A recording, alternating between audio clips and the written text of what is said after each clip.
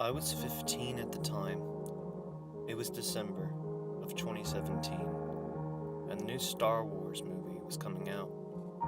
I didn't care too much for the last one, but nonetheless, my Star Wars fanboy drove me to go see it. I was such a fanboy that I paid an extra $15 to see an early showing at 6 p.m. That was a mistake. Before the movie started, I was subjected to an exclusive clip of the making of the music of the new film. The man, if that's what you want to call him, who must have been the director, narrated the short clip. For some unknown reason, he terrified me. He had short red hair with eyes that bulged out of his skull. But the scariest and strangest thing was that his head was perfectly, abnormally round. His voice was quiet yet piercing, making goosebumps crawl up my arms. When the clip ended, I felt a lot better. When the movie was over, which was indescribably terrible, I went home and listened to reviews for the movie, almost all of them bashing it for its innumerable flaws. I began to get angry, and that round-headed man popped into my head. He was the one to blame. It was his fault. Nevertheless, I went to bed, filled with rage. In my dreams, I saw that perfectly round head haunting behind every corner of my mind. That night was a long one. When it was finally morning, I was relieved to see that it was just a bad dream. Or at least, that's what I thought. Throughout the next couple of days, I began to see that round head.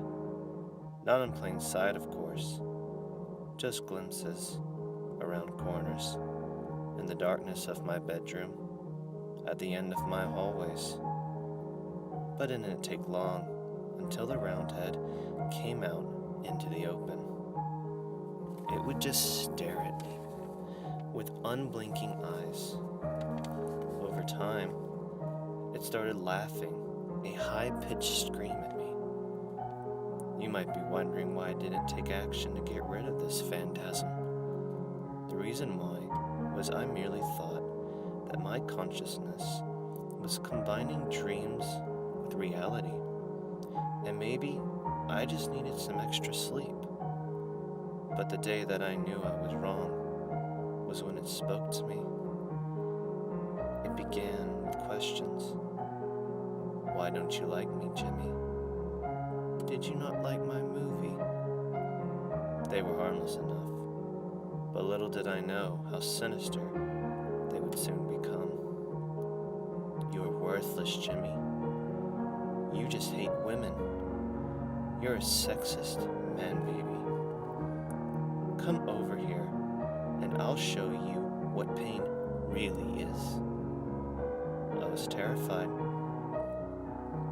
What did this round-headed man want from me? Just then, I thought that I couldn't take 1 second more of this. It disappeared.